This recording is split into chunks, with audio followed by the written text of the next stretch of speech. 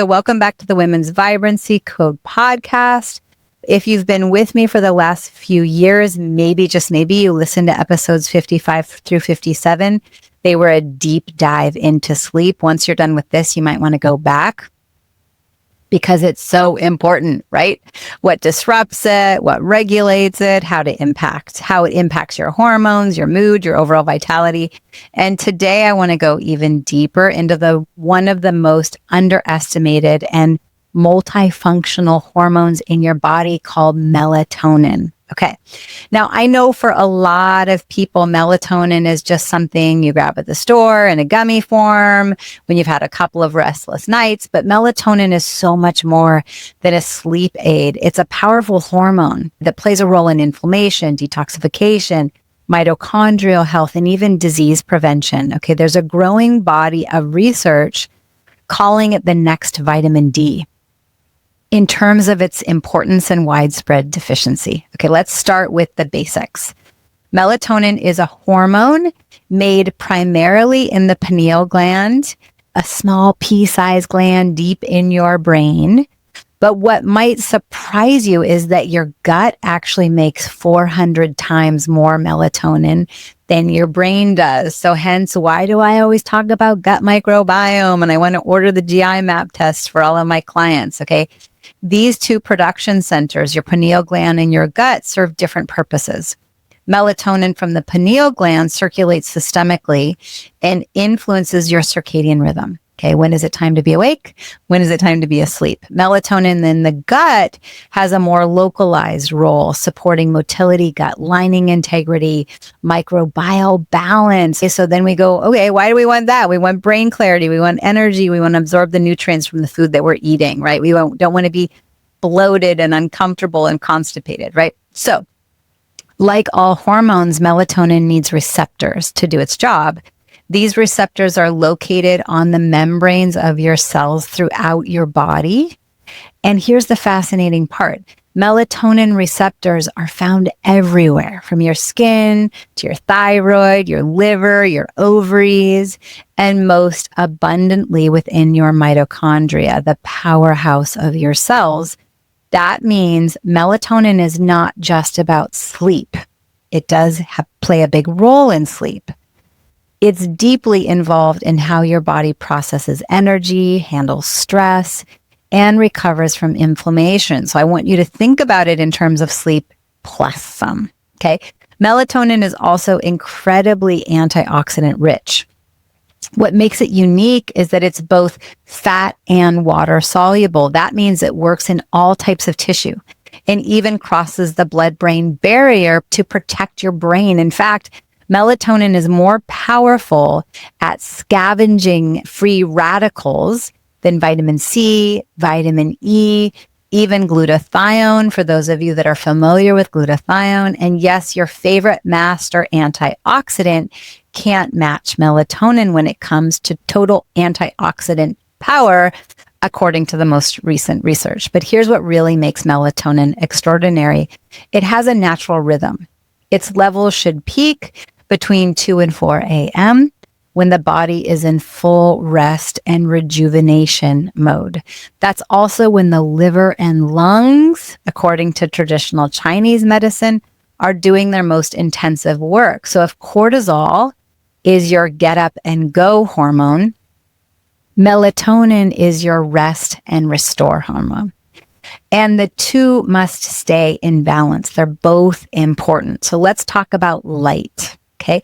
Melatonin production is intimately tied to light exposure, specifically blue light. So through your eyes, particularly your retina or something called your suprachiasmatic nucleus, you have specialized cells called intrinsically photosensitive retinal ganglion cells.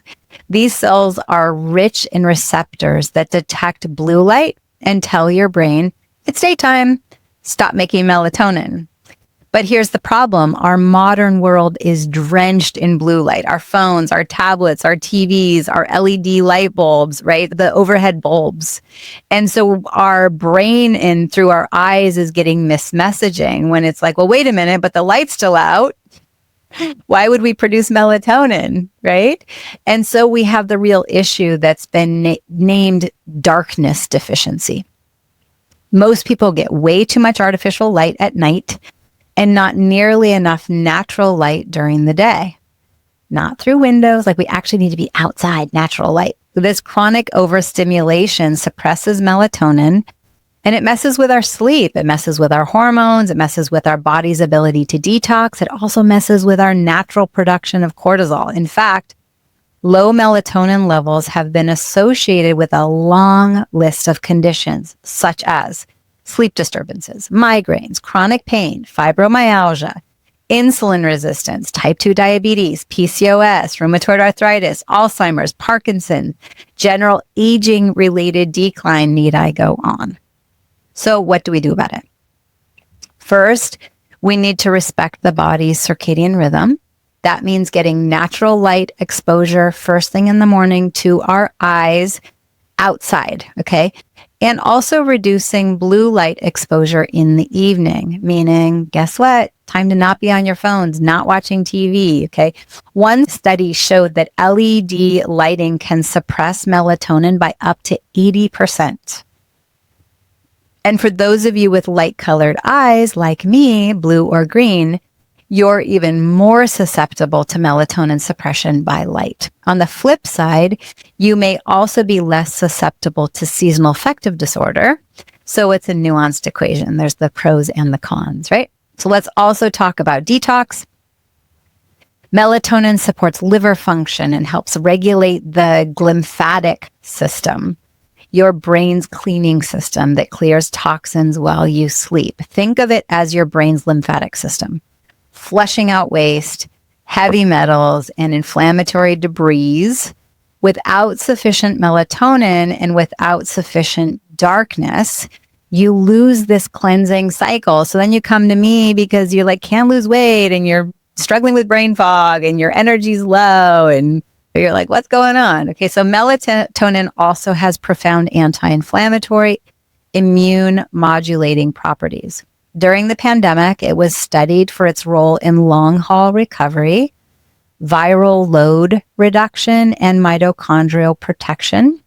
It's not just for sleep. This hormone is a multitasker, just like women in our fertility years, influencing autophagy, which is your body's natural recycling process, as well as your mitochondrial resilience and even blood sugar regulation. Those things are so important, okay?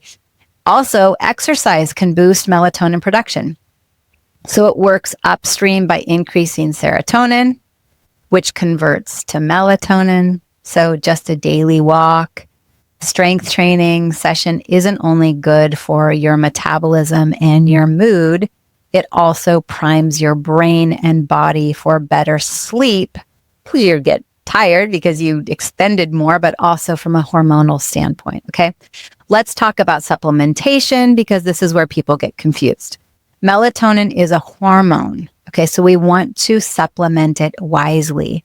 Most over-the-counter supplements are synthetically derived, often through chemical processes, and some people have negative reactions, grogginess, vivid dreams, feeling hungover the next morning. If that's you, it may be a reaction to the synthetic byproducts, or maybe the dose is too high. We really want to start super low with dosing.